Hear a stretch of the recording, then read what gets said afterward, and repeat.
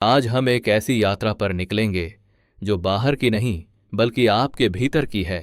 एक ऐसी जगह की जहां हम सब हर दिन घंटों बिताते हैं लेकिन फिर भी उसे समझ नहीं पाते। मैं बात कर रहा हूं आपके मन की। अपनी आंखें बंद कीजिए और जरा कल्पना कीजिए। आप एक घने जंगल में फंसे हैं।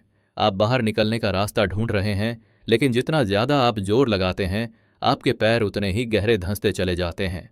इसे हम मानसिक दलदल कह सकते हैं। ओवर थिंकिंग यानी अत्यधिक सोचना बिल्कुल इसी दलदल की तरह है। यह कोई साधारण आदत नहीं है, यह एक मानसिक दीमक है जो आपके आत्मविश्वास और आपकी दिमागी ताकत को भीतर से खोखला कर देती है। शुरुआत एक कहानी से करते हैं।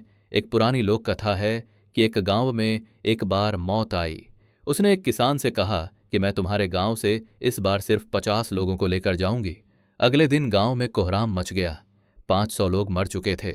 किसान गुस्से में मौत के पास गया और चिल्लाकर पूछा, तुमने तो वादा किया था कि तुम सिर्फ 50 लोगों को ले जाओगी, फिर ये 500 लोग क्यों? मौत ने बहुत ही शांति से जवाब दिया, मैंने तो सिर्फ 50 ही लिए थे, बाकी 450 तो चिंता ने ले लिए। यह कहानी आज के दौर की कड़वी हकीकत है। हम उन समस्याओं से कम हार रहे हैं जो हमारे सामने खड़ी डाली हैं, और उन डरों से ज्यादा टूट रहे हैं जो सिर्फ हमारे दिमाग की उपज हैं। आयुर्वेद में भी कहा गया है कि चिंता और चिता में सिर्फ एक बिंदी का फर्क है, लेकिन चिता मुर्दे को जलाती है और चिंता जीवित को हर पल भीतर से भस्म करती है। चलिए अब थोड़ा वैज्ञानिक नजरिए से समझते हैं कि आखिर हमारे सिर के अंदर चल क्या रहा है। हमारा दिमाग कुदरत की सबसे शानदार मशीन है, लेकिन यह एक सर्वाइवल मशीन है। इसका प्राथमिक काम आपको खुश रखना नहीं बल्कि आपको जिंदा रखना है। हजारों साल पहले जब हमारे पूर्वज जंगलों में रहते थे तो झाड़ियों के पीछे होने वाली हर छोटी आहट का मतलब होता था खतरा। उस वक्त दिमाग का एक छोटा सा हिस्सा, जिसे एमिगडाला कहते हैं, एक अलार्म की तरह बजने लगता था। आज के आधुनिक इंसान के सामने कोई जंगली जानवर नहीं आता, लेकिन हमारा ये अंदरूनी अलार्म आज भी उसी पुराने तरीके से काम कर रहा है। उसे नहीं पता कि बैंक का ईमेल या किसी दोस्त का जवाब न आना कोई जानलेवा हमला नहीं है। वो आपके पूरे सिस्टम में तनाव के हार्मोन जैसे कोर्टिसोल की बार हिला देता है। इसका मतलब ये है कि आप बिस्तर पर आराम से लेटे हो सकते हैं, लेकिन आपका शरीर और दिमाग अंदर से एक ऐसी भीषण जंग लड़ रहा है जो कभी शुरू ही नहीं हुई। क्या आपने कभी ब्रेन फॉग महसूस किया है? ऐसा महसूस होना जैसे दिमाग में धुंध छा गई हो। आप एक कमरे में जाते हैं और अचानक भूल जाते हैं कि आप वहां क्यों आए थे, या आप एक ही पन्ने को बार बार पढ़ते हैं और फिर भी उसका मतलब समझ नहीं आता। यह आपके दिमाग का ओवरलोड सिग्नल है। विज्ञान की ताज़ा रिसर्च हमें चेतावनी दे रही है कि जो लोग हर वक्त चिंता के चक्र में फंसे रहते हैं उनके दिमाग का हिप्पोकैम्पस, यानी वो हिस्सा जहां यादें बनती हैं और हम नई चीजें सीखते हैं, वो धीरे धीरे सिकुड़ने लगता है। यह बिल्कुल वैसा ही है जैसे आप एक बहुत ही कीमती इंजन को बिना तेल के लगातार चला रहे हों।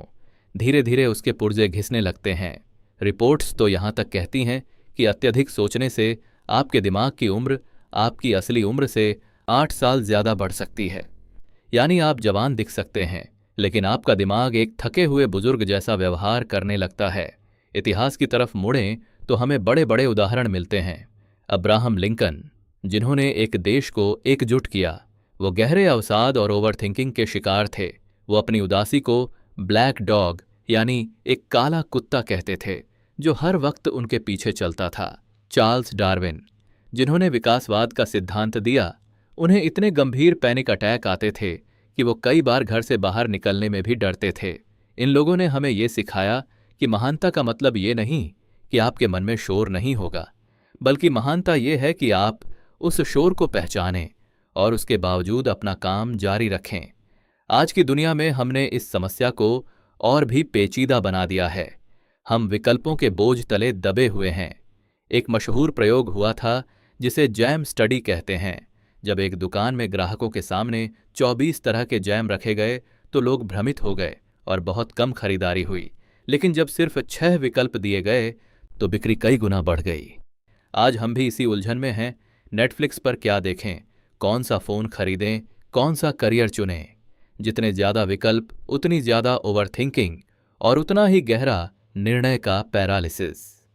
हम छोटे छोटे फैसलों पर इतनी मानसिक ऊर्जा खर्च कर देते हैं कि जब जीवन के बड़े फैसले लेने का वक्त आता है तो हम पूरी तरह थक चुके होते हैं। इस मानसिक थकान का असर हमारे शरीर पर भी होता है। क्या आपने गौर किया है कि जब आप ज्यादा सोचते हैं तो आपके पेट में अजीब सी हलचल होने लगती है? वैज्ञानिक इसे गट ब्राइन एक्सिस कहते हैं। हमारा पेट और दिमाग एक गुप्त हाईवे से जुड़े हैं। जब दिमाग चिंता में होता है तो पेट का सिस्टम बिगड़ने लगता है। पाचन खराब होना, चिड़चिड़ापन और हर वक्त थकान महसूस होना, ये सब उसी ओवरथिंकिंग का नतीजा है जिसे हम नजरअंदाज करते आ रहे हैं। हमारी प्राचीन भारतीय प्रज्ञा में इस स्थिति को बहुत ही खूबसूरती से समझाया गया है। कठोपनिषद में एक रथ का उदाहरण है। कल्पना कीजिए कि आपका शरीर वह रथ है और जो घोड़े उसे खींच रहे हैं वे आपकी इंद्रियां हैं, आपकी आंखें, आपके कान, आपकी इच्छाएं। इन घोड़ों की जो लगाम है वो आपका मन है और उस लगाम को थामने वाला जो सारथी है वो आपका विवेक या आपकी बुद्धि है। ओवरथिंकिंग तब होती है जब लगाम बेकाबू हो जाती है और घोड़े अपनी मर्जी से कहीं भी भागने लगते हैं। अगर सारथी सो गया तो लगाम ढीली पड़ जाएगी और रथ का गड्ढे में गिरना तय है। आज के दौर में हमारा सारथी सो गया है और मन रूपी लगाम हमें पागलों की तरह यहां वहां दौड़ा रही है। अब सवाल उठता है कि इस लगाम को थामे कैसे? क्या हम हमेशा के लिए इस जाल में फंसे रहेंगे? बिल्कुल नहीं। हमारा दिमाग अद्भुत है। इसमें न्यूरोप्लास्टिसिटी नाम की एक शक्ति होती है, यानी यह खुद को दोबारा बना सकता है। जैसे जंगल में एक रास्ते पर बार बार चलने से पगडंडी बन जाती है, वैसे ही बार बार सोचने से दिमाग में एक रास्ता बन गया है। अब हमें जानबूझकर एक नया रास्ता बनाना होगा। पहला कदम है चिंता और चिंतन के फर्क को समझना। चिंता वो है जो आपको एक ही जगह गोल गोल घुमाती है, जिसमें सिर्फ डर और क्या होगा अगर के सवाल होते हैं। लेकिन चिंतन वो है जो समाधान की ओर ले जाता है। चिंतन में आप एक समस्या को हल करने के लिए सोचते हैं, जबकि चिंता में आप खुद को सजा देने के लिए सोचते हैं। जब भी मन अशांत हो तो रेन तकनीक का इस्तेमाल करें। आर यानी रिकॉग्नाइज। बस पहचान लें कि अभी आप ओवरथिंकिंग कर रहे हैं। इसे जोर से बोलें, ओह मेरा दिमाग फिर से वही पुराना राग अलाप रहा है। ए यानी अलाव। उस विचार से लड़े नहीं, उससे भागने की कोशिश न करें, उसे बस रहने दें, जैसे आप एक नदी के किनारे बैठकर बहते हुए पत्तों को देख रहे हों। आई यानी इन्वेस्टिगेट। गौर करें कि ये विचार आपके शरीर में कहाँ महसूस हो रहा है। क्या आपकी छाती में जकड़न है? क्या आपकी मुट्ठियां खींची हुई हैं? और एन यानी नॉन अटैचमेंट। ये सबसे जरूरी है। खुद को याद दिलाएं कि मैं मेरे विचार नहीं हूं। आप वो आसमान हैं जिसमें ये विचार बादलों की तरह आ रहे हैं और जा रहे हैं। इसके अलावा 5 सेकंड का नियम चमत्कार की तरह काम करता है। जैसे ही आप महसूस करें कि आप किसी पुराने डर या भविष्य की चिंता के भंवर में फंस रहे हैं, तुरंत मन में उल्टी गिनती गिनें। 5, 4, 3, 2, 1 और अपनी जगह से खड़े होकर कोई भी शारीरिक काम करना शुरू कर दें। यह गिनती आपके दिमाग के उस हिस्से को अचानक जगा देती है जो तर्क और एक्शन लेता है, और वो पुराना नकारात्मक चक्र वहीं टूट जाता है। एक और पावरफुल तरीका है जिसे मैं ब्रेन डंप कहता हूं। रात को सोने से पहले एक डायरी लें और उन तमाम बातों को लिख डालें जो आपके सिर में शोर मचा रही हैं। जब आप अपने डरों को कागज पर उतारते हैं तो दिमाग को लगता है कि अब इन्हें याद रखने की जरूरत नहीं है, क्योंकि वे सुरक्षित तरीके से कागज पर दर्ज हो गए हैं। इससे आपकी मानसिक बैटरी रिचार्ज होने लगती है। स्वामी विवेकानंद कहते थे, एक विचार लो, उस विचार को अपना जीवन बना लो, उसके बारे में सोचो, उसके सपने देखो, उस विचार को जियो। ओवरथिंकिंग अक्सर तब होती है जब हमारे पास कोई बड़ा उद्देश्य नहीं होता। जब आप किसी बड़े लक्ष्य के लिए काम करते हैं तो ये छोटे मोटे फालतू विचार अपने आप धुंधले पड़ने लगते हैं। खुद से एक बहुत ही सरल सवाल पूछिए, क्या ये बात जिस पर मैं आज इतना परेशान हूं आज से 5 साल बाद भी मायने रखेगी? अगर जवाब नहीं है तो फिर इसे आज अपनी शांति छीनने का हक क्यों देना? डिजिटल युग की इस भागदौड़ में हम ब्रेन रॉट के शिकार हो रहे हैं। सोशल मीडिया के एल्गोरिदम हमें इस तरह डिजाइन किए गए हैं कि हम हर वक्त दूसरों से अपनी तुलना करें। ये लाइक और कमेंट्स का खेल हमारे दिमाग को अस्थिर डोपामाइन का आदी बना देता है। इससे हमारा ध्यान लगाने की क्षमता कम हो जाती है और ओवर थिंकिंग बढ़ जाती है। दिन में कम से कम 1 घंटा डिजिटल उपवास करें, फोन को दूर रखें और बस शांत बैठें। कुदरत के करीब थोड़ा समय बिताएं। रिसर्च कहती है कि सिर्फ 90 मिनट प्रकृति में टहलना आपके दिमाग के उस हिस्से को शांत कर देता है जो नकारात्मक विचारों के लिए जिम्मेदार है। चिड़ियों की आवाज, पत्तों की सरसराहट, ये सब आपके एमिग्डाला को शांत करने वाली दवाइयां हैं।